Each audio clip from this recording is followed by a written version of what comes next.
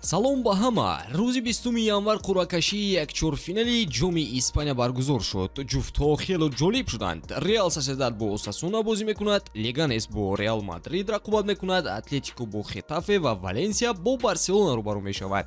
бозиҳо 4, 5 ва 6 феврал баргузор мешаванд. таърихи дақиқи рақобатҳо баъдтар эълон хоҳад шуд, аммо ҳоло ҳам метавонем дар бораи ин дидорҳо суҳбат кунем ва натиҷаҳоро пешгӯӣ намоем.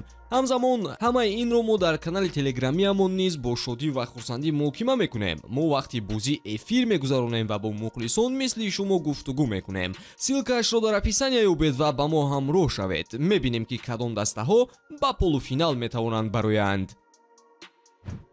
рости вазъият дар атрофи Алехандро Гарначо ҳоло ба як драмаи воқеии трансфери монанд аст, ки комилан ба интригаҳои футболи муосир мувофиқ меояд.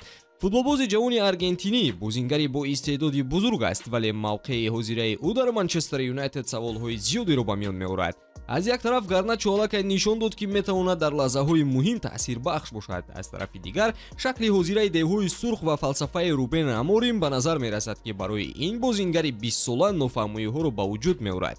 ҳоло ояндаи ӯ дар Олд Траффорд дар ҳолати номуайян қарор дорад, хусусан бо назардошти он ки клуб омодааст бо маблағи 50 миллион фунт ӯро фурӯшад. чизи ҷолиб он аст ки Челси сарфи назар аз мушкилоти худ нисбат ба Гарначо таваҷҷӯҳи фаъолона зоҳир мекунад. ахиран агентҳои бозингар Карлос Камберо ва Кике де Лукас дар Стенфорд Бриҷ дида шуданд. оё ин як тасодуф аст?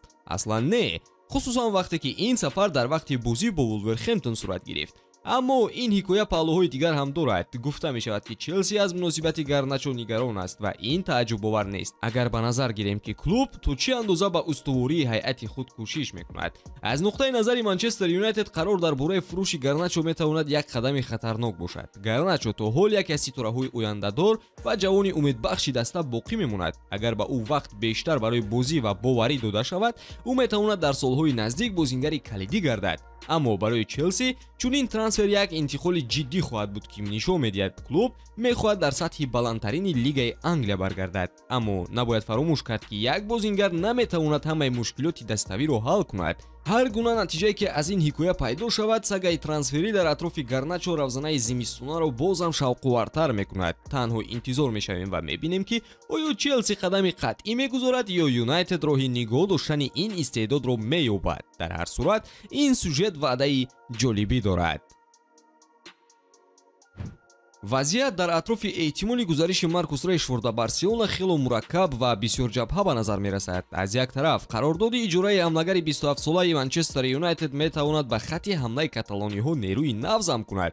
аз тарафи дигар маҳдудиятҳои молиявӣ ва талаботи қоидаҳои молиявии Ла Лига барои Барса монеаҳои ҷиддиро пеш меоранд. саволи калидие ки Барса бояд ҳал кунад маоши баланди Решфорд аст. ин бозингари англис дар як сол 18 миллион евро маош мегирад ва ҳатто дар сурати иҷораи 6 моҳа каталониҳо бояд ба он 9 миллион евро пардохт кунанд. яке аз вариантҳо ин аст ки бо Манчестер Юнайтед мувофиқа карда шавад то ин ки як қисмати маошашро пардохт кунанд, вале ҳатто ин ҳамаи мушкилотро ҳал намекунад. барои риояи қоидаҳои молиявии Ла Лига Барселона бояд дар рӯйхати музди меҳнат ҷой холӣ гузорад. ин маънои онро дорад ки клуб бояд як қатор бозингаронашро фурӯшад ё ба иҷора диҳад. айни замон номзади эҳтимолии тарки клуб кардан муҳофизатгар Эрик Гарсия мебошад.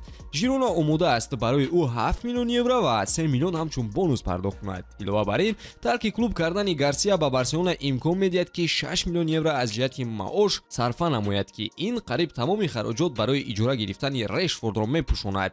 дигар вариантҳои фурӯши бозингарон камтар воқеӣ ба назар мерасанд. Ансу Фати ки ба нақшаҳои сармураббии Ханси Флик дохил намешавад, қатъиян аз тарки клуб кардан даст мекашад.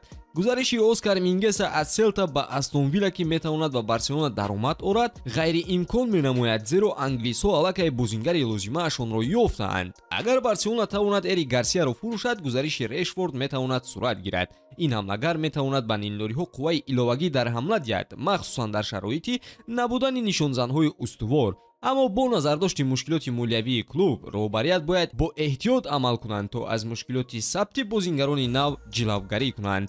ин гузариш метавонад яке аз мавзӯъҳои асосии равзанаи зимистона гардад ва қароре ки Барселона қабул мекунад нишон медиҳад ки клуб то чӣ андоза барои таҳкими ҳайат омода аст. Хаби Алонсо ки ҳамчун бозингари Реал легенда ба ҳисоб меравад ва ҳоло як мураббии умедбахш аст, дар маркази таваҷҷӯҳи ҷаҳони футбол қарор дорад.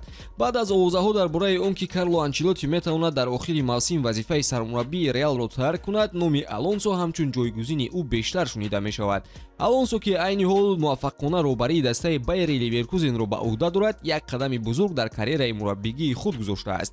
Дастаи ӯ аллакай ҷоми олмонро соҳиб шуд, барои унвони чемпионии Бундеслига мубориза мебарад ва дар мавсими гузашта дар финали Лигаи Аврупо расид. Ин муваффақият мақоми ӯро ҳамчун яке аз мураббиёни умедбахши Аврупо бозам қавитар кардааст. 5 соли ӯ дар ҳайати Реал ҳамчун бозингар як давраи муҳими карьераи ӯ буданд. Алонсо унсури калидии нимҳимояи даста буд ва мухлисон то ҳол саҳми ӯро дар муваффақиятҳои дастаи шоҳона ба ёд меоранд. Алонсо ошкор мекунад ки пайванди ӯ бо клуб то ҳол қавӣ боқӣ мондааст. Дар нишасти матбуотӣ Хаби тасдиқ кард ки овозаҳо дар бораи Реал диққати ӯро аз кори ҳозирааш ба дигар тараф намебаранд. Ман чизе гуфта наметавонам. Мо дар байни мавсим ҳастем ва ҳамаи дастаҳо ҳадафҳои бузург доранд. муҳаббат ба Реал ҳоло ҳам боқӣ мондааст, аммо айни замон ман тамоман ба дастаи худ тамаркуз мекунам. ин овозаҳо маро ташвиш намедиҳанд ва ман ҳатто барои онҳо омодагӣ намегирам. барои Алонсо ҳоло афзалияти асосӣ ин натиҷаҳои муваффақи Байер мебошад. бо вуҷуди ин бозии дар пешбуда бар зидди Атлетико Мадрид дар Лигаи Чемпионҳо як санҷиши муҳими дигар хоҳад буд. ғалаба дар ин бозӣ метавонад имконияти ӯро барои бозгашт ба Реал, аммо ин дафъа ҳамчун сармураббӣ боз ҳам зиёдтар кунад. барои мухлисони Реал танҳо интизор шудан ва назорат кардани ин вазъият боқӣ мемонад. Алонсо бешубҳа ҳамаи хусусиятҳоро дорад ки дар оянда Реал Мадридро роҳбарӣ кунад, аммо барои ӯ муҳим аст ки мавсимро дар Байер бо натиҷаҳои баланд ҷамъбаст намояд. ба ҳамин тавон дӯстон, то наврҳои баъдӣ хайр.